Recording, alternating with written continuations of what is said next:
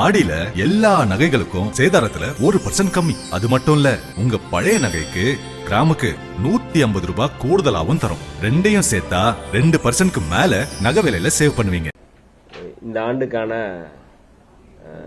Overseas scholarship, அதாவது வெளிநாட்டில் சென்று படிக்கக்கூடிய மாணவர்களுக்கான தமிழ்நாட்டுடைய ஸ்காலர்ஷிப்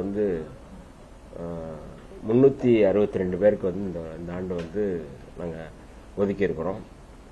அதில் சில பிரச்சனைகள் இருக்குது. அதாவது விசா பிரச்சனை இருக்குது, யூனிவர்சிட்டி சேஞ்சஸ் இருக்குது அப்படிங்கிறது நிறையா புகார்கள் வந்திருக்கு. அதை தொடர்ந்து என்னுடைய துறை ரீதியான செயலாளர், டைரக்டர் எல்லாருமே இது கொடுத்து பேசி, அதாவது நம்முடைய அரசு ஒதுக்கி இருக்கின்ற அந்த 362 பேரும் போய் படிப்பதற்கான எல்லா வாய்ப்புகளையும் எல்லா விதமான செயல்பாடுகளையும் தீவிரப்படுத்தி இருக்கிறோம். இது குறித்த பல்வேறு சந்தேகங்கள் மாணவர்களுக்கான சந்தேகங்கள் அல்லது வெளியில இது அரசியலுக்காக பேசக்கூடியவர்களுக்கான ஒரு பதிலாக இல்லாமல் அந்த மாணவர்களுடைய வாழ்க்கை, அந்த மாணவர்களுடைய இலக்கை நிறைவு செய்வதற்கான ஒரு முயற்சியாக தான் நாங்கள் இதை தொடர்ந்து செஞ்சுட்டு இருக்கிறோம். இந்த கவர்மெண்ட் வந்த பிறகு 131 கோடி ரூபாய் இந்த ஸ்காலர்ஷிப்புக்கு மட்டுமே நாங்கள் ஒதுக்கியிருக்கிறோம். எங்களுடைய முதல்வர், மாண்புமிகு முதல்வர் அவர்களுக்கு இந்த நேரத்தில் நாங்கள் நன்றியை சொல்ல கடமைப்பட்டிருக்கோம். ஏன்னா 131 கோடி ரூபாய் இதுகாரும் இதுக்கு முன்னாடி எந்த சூழல் ஒதுக்க முடியல. ஆக இந்த சூழலில் மாணவர்களுடைய கல்வி, மாணவர்களுடைய வாழ்க்கை, மாணவர்கள் குடும்பத்துடைய சூழல் கருதி நாங்கள் அதை அரசிட்ட கேட்டு அதை நம்ம பெற்றிருக்கிறோம். ஆக இந்த வகையில் இந்த 362 பேரும் செல்வதற்கான எல்லா முயற்சியும் செஞ்சிட்டு இருக்கிறோம். இது குறித்த அந்த டெக்னிக்கலா என்னென்ன இருக்கு அப்படிங்கிறத எங்களுடைய செயலாளர் அவர்கள் இப்பொழுது பேசுவார்கள். அனைவருக்கும் வணக்கம். இப்படி வந்துறீங்களா? நான் அப்படி பேசுறேன். சரியா இருக்கும். இந்த ஓவர்சீஸ் ஸ்காலர்ஷிப் பொறுத்த வரைக்கும் மாண்புமிகு அமைச்சர் கூறியது போல 362 மாணவர்களுக்கு வழங்கப்பட்டுள்ளது. அந்த வழங்கப்பட்ட மாணவர்கள் அனைவருமே அவங்க ஒவ்வொரு ஸ்டேஜில், ஏன்னா இன்டர்நேஷ்னல் யூனிவர்சிட்டிஸ் ஒவ்வொன்றும் அட்மிஷன் டைம் ஒவ்வொரு மாதிரி ப்ராசஸ் இருக்கும். அதனால் அந்தந்த மாணவர்கள் அந்தந்த யூனிவர்சிட்டிக்கு ஏற்றவாறு அந்த வழிகாட்டு நெறிமுறைகளை பின்பற்றி அவங்க அட்மிஷன் ப்ராசஸை பண்ணிகிட்டு இருக்காங்க.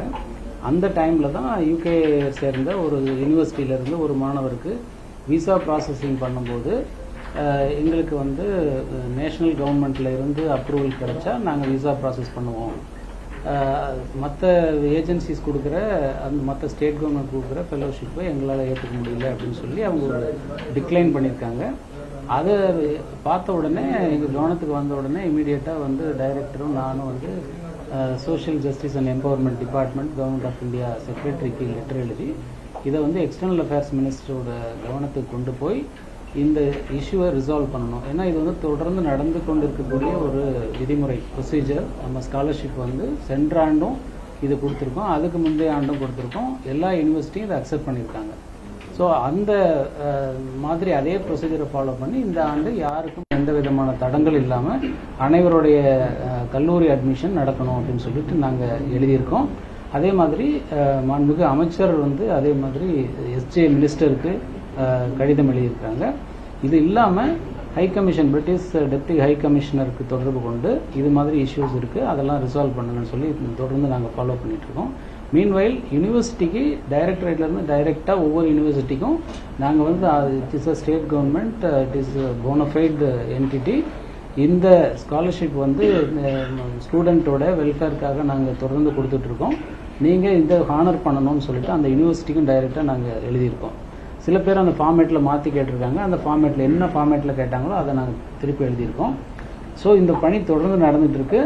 செப்டம்பர் மாதம் தான் முழுமையாக அந்த அட்மிஷன் ப்ராசஸில் மேஜர் சங்க் செப்டம்பர் மாதம் அட்மிஷன் நடக்கும். இப்போ இது வரைக்கும் ஒரு 6-7 மாணவர்கள் போய் அட்மிஷன் போட்டாங்க. மற்ற கண்ட்ரீஸ்லாம் இந்த ப்ரொசீஜர் தொடர்ந்து நடந்துகிட்டே இருக்குது.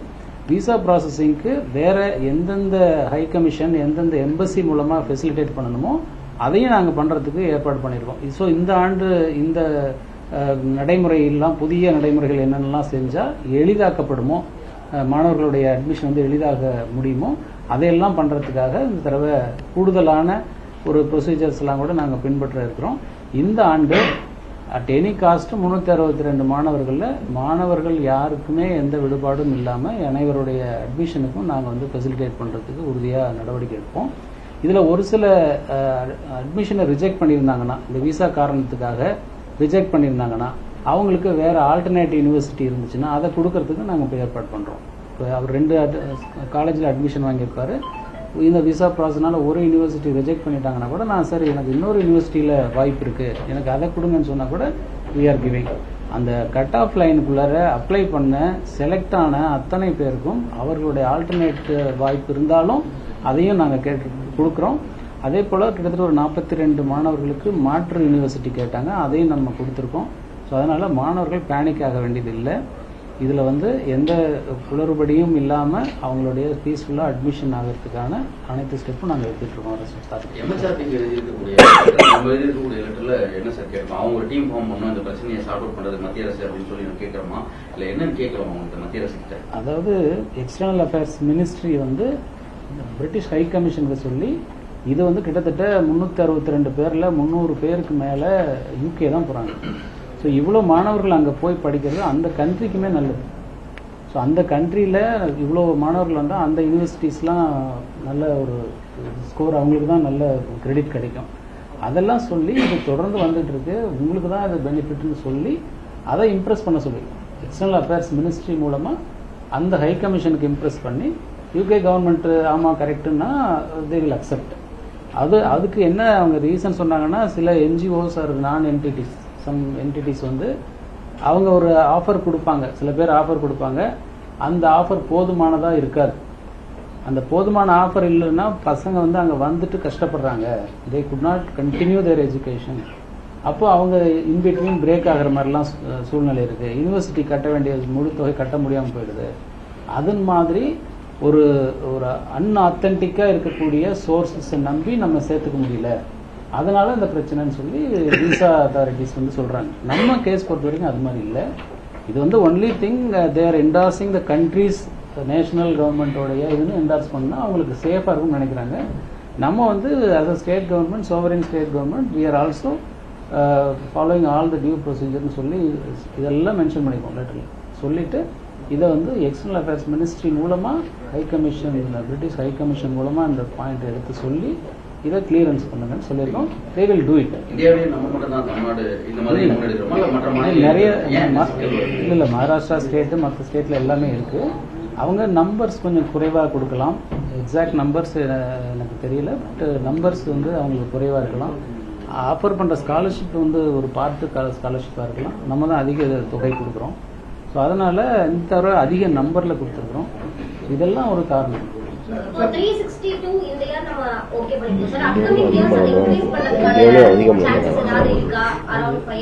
இல்லை, அது தேவையின் அடிப்படையில் தான்.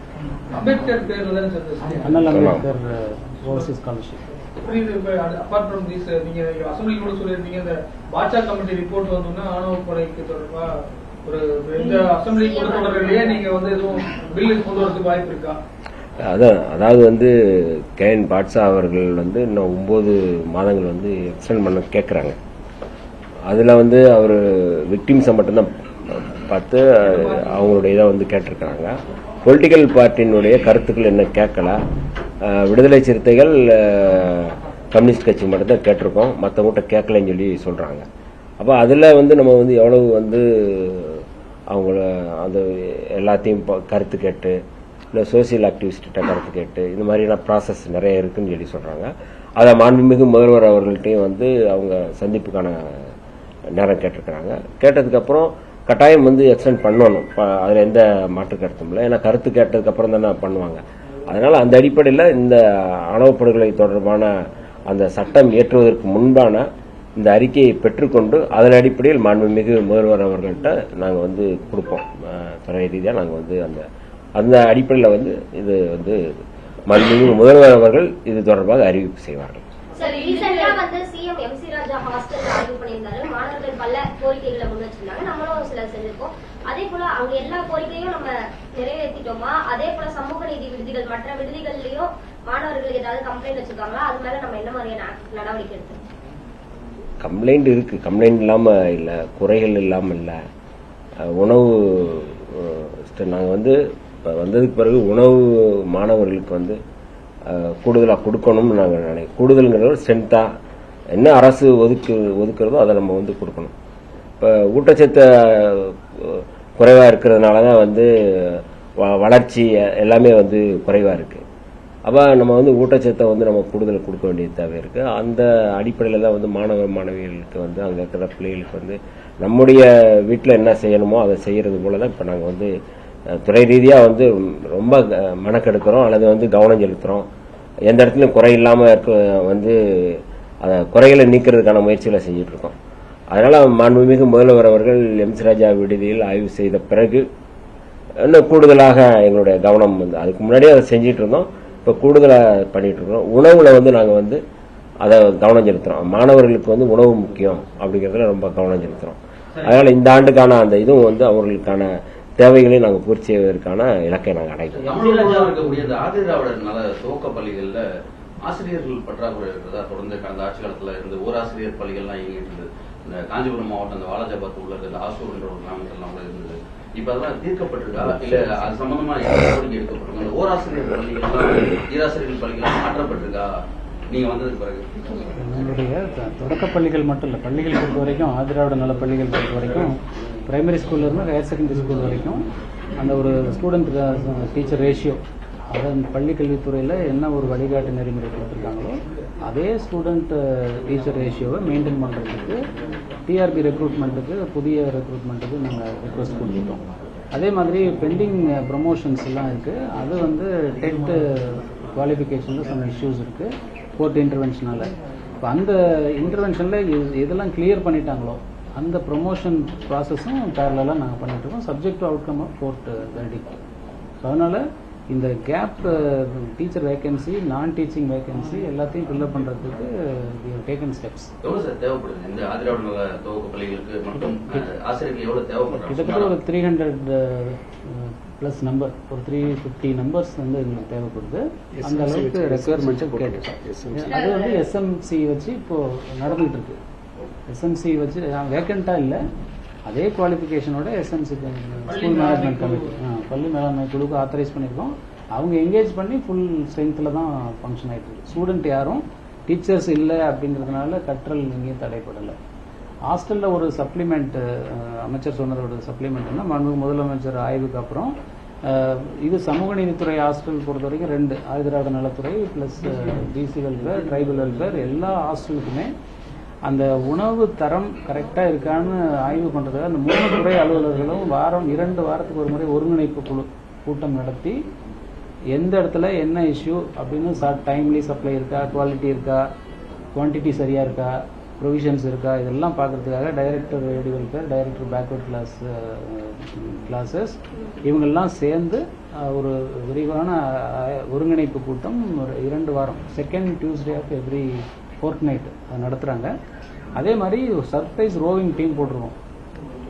நாங்கள் திடீர்னு கூப்பிட்டு நீங்கள் இந்த இதெல்லாம் போய் பார்த்துட்டு வாங்க, உணவு சரியான டைமில் கொடுக்குறாங்களா, குவான்டிட்டி குவாலிட்டி சரியாக இருக்கான்னு பார்க்குறதுக்கு ஒரு ஸ்குவாட் மாதிரி போட்டு அதை பார்த்துட்ருக்கோம். மெனு வந்து முன்னாடி அந்த இடையில ஒரு கேஸ் தட்டுப்பாடு இருந்த காரணத்தினால சில மெனு எல்லாம் கொடுக்கல, சப்பாத்தி தோசை இது மாதிரிலாம் கொடுக்கல. இப்போ ஸ்டாண்டர்ட் மெனு என்ன கொடுத்துருக்கோமோ அந்த மெனு இன்சிஸ்ட் பண்றோம். There is no compromise on menu. Safety வந்து நம்ம மெஷர் பண்றதுக்கு நம்ம சிசிடிவி கூடுதலா நம்ம பொறுத்து இருக்கோமா, இல்ல மானிட்டர் பண்றதுக்கு ஏதாவது நம்ம சிசிடிவி வந்து சிம் பேஸ்டு சிசிடிவி எல்லா ஹாஸ்டல்லையும் பொறுத்திருக்கோம். சிசிடிவி கேமரா, அங்கே உள்ள பயோமெட்ரிக் சிஸ்டம். ஸோ இதை வந்து நம்ம எனி டைம் நம்ம பார்க்கலாம். இங்கிருந்து நாங்களே வந்து ரேண்டமாக எதையாவது ஒரு ஹாஸ்டலை செலக்ட் பண்ணி பார்க்கலாம். அந்த ப்ரொவிஷன் பண்ணியிருக்கோம். ஃபங்க்ஷனாக தான் ஆகிட்டு இருக்கான்றதுக்காக இந்த ஏஎம்சி அந்த டீம் போய் எல்லா சிசிடிவி கேமராவையும் இயங்கிக்கிட்டு இருக்கு அப்படிங்கிறத உறுதி பண்ணுறதுக்கும் இப்போ பண்ணியிருக்கோம். போதைப் பொருட்கள் பயன்படுத்துறது போதைப் பொருள் தடுப்பு சம்பந்தம் ஏதாவது நம்ம முன்னெடுக்கிறோமா, இல்லை அதை கண்காணிக்கிறதுக்கு ஏதாவது குழுக்கள் ஏதாவது? பொதுவாக வந்து இங்கே நம்மளோட செக்யூரிட்டி சிஸ்டம், சர்வேலன்ஸ் சிஸ்டம் தாண்டி பீரியாடிக்கல் அந்த பீட்ஸ் போகிறவங்க எல்லாமே அந்த சைடில் எக்ஸ்டர்னல் நபர்கள் வெளியே வராமல், அதுபோல் வாசலில் இருக்கக்கூடிய கடைகள் அது மாதிரிலாம் ஏதாவது சின்ன சின்ன பெட்டி கடையெல்லாம் இருந்துச்சுன்னா அதில் சேல் ஆஃப் எனி சப்ஸ்டன்ஸ் மாதிரிலாம் ஏதாவது இருக்கா, அதெல்லாம் அது சாக்லேட் மாதிரி வேறு ஏதாவது சூபத்தில் வருதா, இது எல்லாத்தையும் அந்த கன்சர்ன் டீம்ஸ் போய் ஸ்குவாட் பார்த்துட்டு இருக்காங்க. இது போக ஒரு பீரியடிக்கு மெடிக்கல் செக்கப்பு எங்கள் ஹாஸ்டலில் இருக்கிற 3 மாதத்துக்கு ஒரு தடவை ஒரு மெடிக்கல் செக்கப் பண்ணணும்னு சொல்லியிருக்கோம் ஸ்டூடெண்ட்ஸு. அவங்களோட ஹெல்த்து ஓவரால் வெல்பீயிங் நல்லா மெயின்டைன் ஆகுதா, யாருக்காவது ஸ்பெசிஃபிக் இன்டர்வென்ஷன் தேவைப்படுதா அப்படிங்கிறதையும் நாங்கள் பார்க்குறோம். அதுக்காகவும் ஏற்பாடு பண்ணியிருக்கோம். சார் இப்போ ஆதி திராவிடர் நலத்துறைக்கு மத்திய அரசுலேருந்து வரக்கூடிய ஃபண்டு வந்து டிஎம்கே பிரிவில் வந்து திருப்பி அனுப்பப்பட்டதா ஒரு புகார்கள் இருந்திருக்கு. இப்போ அந்த நிலை எப்படி இருக்கு? தொகையை பொறுத்த வரைக்கும் ஒன்றிய அரசுலேருந்து கவர்மெண்ட் ஆஃப் இந்தியாவிலேருந்து வர வேண்டிய தொகை இப்போ மெஜாரிட்டி ஸ்கீமுக்கு எல்லாமே இந்த எஸ்என்எஸ் பர்ஸ்ன்ற ஒரு சிஸ்டம் மூலம் வருது. அதாவது 60% கவர்மெண்ட் ஆஃப் இந்தியா ஆதிதிராவிடர் நலத்தை பொறுத்தவரை 60% government of India fund, 40% state government fund. So நம்ம ஸ்டேட் கவர்மெண்ட் ஃபண்டு 40% எவ்வளோ கொடுக்குறோமோ அதே அளவு 60% அவங்க கொடுப்பாங்க. ஸோ அதனால் அவங்க கொஞ்சம் எக்ஸ்ட்ரா கொடுத்துட்டாங்க, அப்புறம் நம்ம திருப்பி அனுப்புகிற கொஷின் டஸ்னா ரைஸ். அதனால் 60-40 தாண்டி விகிதாச்சாரம் இல்லை. ட்ரைபல் ஆரம்பிச்சுன்னா 75-25. ஸோ கரெக்டாக அவங்க 75 தான் கொடுப்பாங்க, நம்ம 25 தான் கொடுக்க முடியும். நம்ம ஸ்டேட் கவர்மெண்ட் வந்து டாப் அப் பண்ணலாம். நாங்கள் வந்து எக்ஸ்ட்ரா பசங்களுக்கு கொடுக்குறோம், அதனால் நாங்கள் கூடுதலாக கொடுப்போம் அப்படின்னு சொல்லி இப்போ கன்வெர்டட் ஆதிதிராவிடர் கிறிஸ்டின் ஆதிதிராவிடர்களுக்கு வந்து நம்ம ஸ்டேட் கவர்மெண்ட் கொடுக்குறோம். கவர்மெண்ட் ஆஃப் இந்தியாவில் அதுக்கு இருக்காது, அது ஸ்டேட் கவர்மெண்ட்டு பேர் பண்ணிக்கும். அதனால் கவர்மெண்ட் ஆஃப் இந்தியாவிலேருந்து கொடுத்த பணம் அன்ஸ்பெண்டாக திரும்பி போகுதுன்ற கொஸ்டின் பிஸ்னரிஸ். சார், ஆவண கொலை அதுக்கான ஒரு சட்டத்தை வந்து விரைவில் இருக்கிறதா, காலதாமதம் வரைக்கும் தென் மாநிலங்கள்ல, அதாவது தென் மாவட்டங்கள்ல இது இந்த ஒரு 3-4 மாதங்களா கொஞ்சம் அதிகரிச்சிருக்கு. அதுக்கு நீங்க என்ன மாதிரியான நடவடிக்கை இப்ப தற்காலிகமா எடுக்க போறீங்க இந்த துறை சார்பாக? இல்லை, உடனடியாக வந்து ஏற்கனவே நாங்கள் வந்து சொல்லியிருக்கோம். இப்போ சமீபத்தில் கூட நான் வந்து கவின் ஆணவ படுகொலை நடந்த பிறகு 1ஆம் ஆண்டு நிகழ்ச்சிக்கு நான் கலந்துக்கிட்டு வந்தேன். தென் மாவட்டங்களில் அது ஒரு சமூக நல்லிணக்க கூட்டங்கள் நடத்துறது, இன்னும் கூடுதலாக வந்து அதாவது இது தொடர்பாக செயல்படுறவங்க, இந்த மாதிரி படுகொலையில் ஈடுபடுகிறவர்கள், இவர்களை வந்து எந்த விதமான தகுதாட்சியம் இல்லை, எல்லாரையும் கைது பண்ணுங்க அப்படின்னு சொல்லி அரசு வந்து கடுமையான நடவடிக்கை எடுத்துட்டு இது ஒரு பக்கம். ஆனால் இது தொடர்பான முழுமையான இந்த சட்டத்தை கொண்டு வருவதன் மூலமாக தான் இதை கட்டுப்படுத்த முடியும். நாங்கள் வந்து எங்கள் துறை ரீதியாக இப்போ என்னன்னா அந்த பகுதியில் வந்து ஒரு சென்ட்ரு, அதை எப்படி வந்து நாங்கள் வந்து அவர்களுக்கு வேலைவாய்ப்பை எப்படி உருவாக்குறது, என்ன மாதிரி அதை டைவெர்ட் பண்ணுறது அந்த இளைஞர்கள் அப்படிங்கிற குறித்தும் வந்து நாங்கள் வந்து ஆலோசனை செஞ்சு அதை செயல்படுத்துகிற இடத்துல நாங்கள் வந்து தீவிரப்படுத்திக்கிட்டு இருக்கோம். அதனால் கட்டாயம் இந்த பட்ஜெட்லேயே வந்து அதற்கான அறிவிப்புகளும் வந்து இன்னைக்கு அது தொடர்பான மீட்டிங் தான் இன்னைக்கு நடந்தது. இன்னைக்கு வந்து எங்கள் ஐஜி எல்லாமே வந்திருக்கிறாங்க, ஹோம் செக்ரட்டரி தலைமையில் இன்னைக்கு நடந்த மீட்டிங் அது தொடர்பான மீட்டிங் தான். எப்படி வந்து அந்த சட்டத்தை எப்படி வந்து இம்ப்ளிமெண்ட் பண்ணுறது, எப்படி எஸ்சிஎஸ்டி ஆக்டை வந்து என்ன மாதிரி வந்து அணுகிறது, அதில் போடுற வழக்கறிஞர்கள் எப்படி நடத்துறது, எம்எஃப் இல்லாமல் எப்படி நடத்துறது, எப்படி கன்விக்ஷனை கூட்டுறது, இதில் நாங்கள் வந்து கவனம் செலுத்துறோம். இது வெறுமனே வந்து சட்டத்தின் அடிப்படையில் இல்லைன்னா வந்து ஏதோ ஃபார்மாலிட்டிஸ் அப்படிங்கிறது இல்லாமல் இது ஒரு முழுமையாக இது எப்படி செயல்படுத்தி வெற்றி பெறுறது அப்படிங்கிற அடிப்படையில் நம்ம பண்ணுறோம். அதுக்காக தான் இன்னைக்கு நடந்த கூட்டம் நடந்தது. குறிப்பா பாத்தீங்கன்னா வளர்ச்சி எடுக்கிறதுலயே கொஞ்சம் காலதாமதம் ஆகுது இந்த பிரச்சனைகள் வரும்போது. குறிப்பா நீங்க சொன்ன மாதிரி தென் மாவட்டங்கள்ல அவங்களுக்கு விழிப்புணர்வு இருக்கிற தென் மாவட்டங்கள்ல அதிகமா படிச்சவங்களே இருக்காங்க. அப்படி இருக்கும்போது எங்க அந்த லேக் ஆகுது இந்த பிரச்சனைகள் வருவது?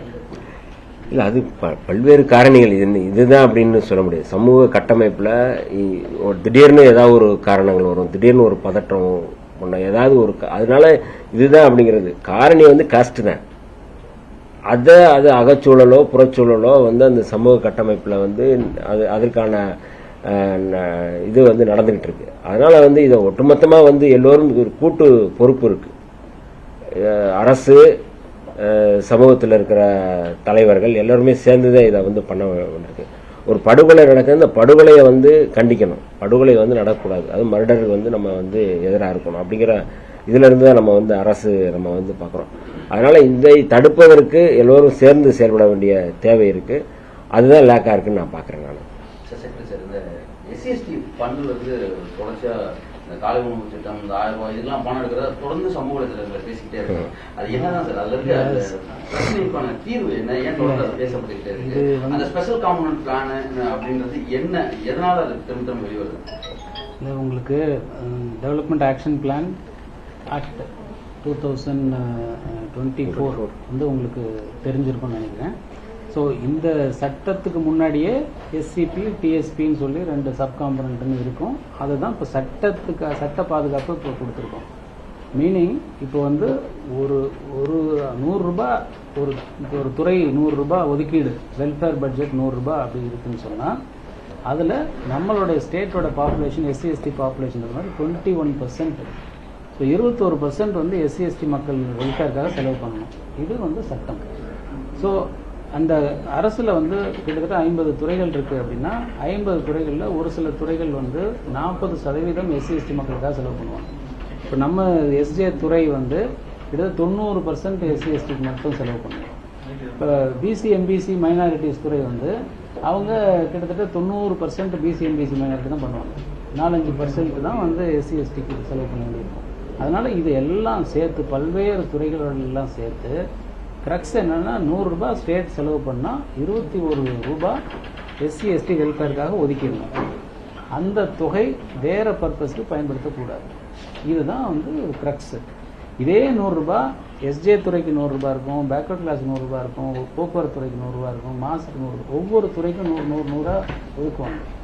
அந்த 100ன்னு ஒதுக்கும்போது இப்போ சத்துணவு சாப்பிட்றவங்க அந்த SC மாணவர்கள் இருப்பாங்க, BC மாணவர்கள் எல்லாரும் இருப்பாங்க. ஸோ அந்த துறை அவங்களுடைய பட்ஜெட் 100 ரூபாயில் பிரிப்பாங்க. அதில் 20% SC மாணவர்கள், 1% ST மாணவர்கள், 79% வந்து அதர்ஸ் அப்படின்னு 3 கேட்டகரியாக பட்ஜெட்டை பிரித்து காட்டுவாங்க. ஒவ்வொரு துறையும் இதே மாதிரி அவங்களுடைய எந்த அலோகேஷன் கொடுத்தாலும் இது மாதிரி 3ஆக பிரித்து காட்டி தான் அந்தந்த ஹெட்டில் போய் அந்த பணத்தை எடுத்து செலவு பண்ணணும் அப்படிங்கிறது தான் ப்ரொசீஜர். ஸோ இப்படி பார்க்கும்போது ஒரு சில துறை அதிகபட்சமாக SC மாணவர்களுக்கு 20%க்கு பதிலாக இங்கே பெனிஃபிஷரி அதிகமாக இருக்காங்க, நாங்கள் 30% ஒதுக்கீடு செய்கிறோம், 30% பண்ணால் அது நல்ல விஷயம்தான். 30% SC மாணவர்களுக்கான பணத்தை எடுத்து வேற எதுக்கு பயன்படுத்திட்டாங்கன்னு கிடையாது. அந்த துறை சார்பாக அந்த SC மாணவர்கள் மாணவியர்களுக்கு பொதுமக்களுக்கு இந்த பலன் இந்த துறை மூலமாக போய் சேர்ந்துருக்குன்னு அர்த்தம். ஸோ 35% பணத்தை வேற துறைக்கு வேற துறை பயன்பாட்டுக்காக இந்த துறையிலிருந்து எடுத்துட்டாங்கன்றது கிடையாது. ஸோ நம்ம துறை பொறுத்த வரைக்கும் சோஷியல் ஜஸ்டிஸ் ஆதிதிராவிடர் பழங்குடியினர் நலத்துறை பொறுத்த வரைக்கும் நம்ம பட்ஜெட் வந்து இந்த வருஷம் அலோகேஷன் 3900 கோடி. ஸோ 3900 கோடி ரூபாயில் இருந்து யாரும் எடுக்க முடியாது. ஸோ இந்த துறைக்கு ஒதுக்கீடு செய்த தொகை அப்படியே இருக்கும். இதை யாரும் எடுக்க முடியாது, நம்ம தான் செலவு பண்ண முடியும்.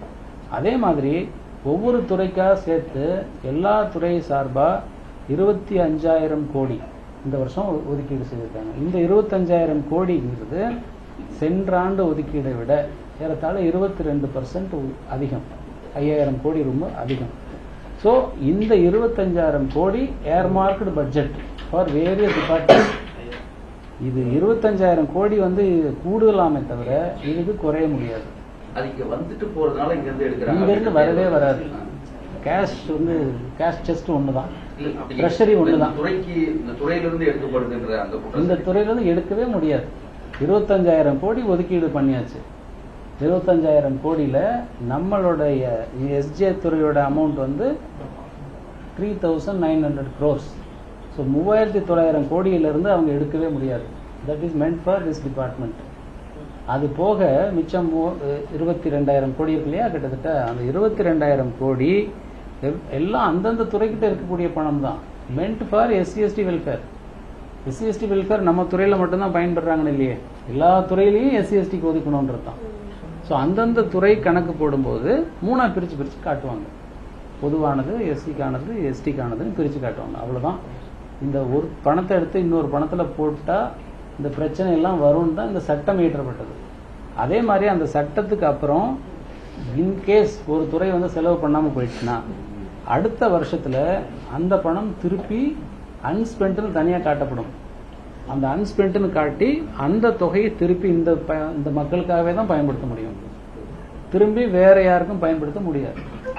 பேக்லாக் வேகன்சி மாதிரி இது அப்படியே தான் இருக்கும். பேக்லாக் எக்ஸ்பெண்டிச்சர்னு இருக்கும். சார் நம்ம டிபார்ட்மெண்ட்ல தாட்கோ லோன்ஸ் நம்ம கொடுத்துட்டே இருக்கோம். அது இன்னும் கொஞ்சம் ஈஸி ஆக்சஸ் பண்றதுக்கு ஏதாச்சும் நம்ம மானிய கோரிக்கை ஒர்க் அவுட் பண்ணிட்டு இருக்கோம். பட்ஜெட்டுக்கு அப்புறம் பார்ப்போம். ஆடியில எல்லா நகைகளுக்கும் சேதாரத்துல 1% கம்மி. அது மட்டும் இல்ல, உங்க பழைய நகைக்கு கிராமுக்கு 150 ரூபாய் கூடுதலாவும் தரும். ரெண்டையும் சேர்த்தா 2%க்கு மேல நகை விலையில சேவ் பண்ணுவீங்க.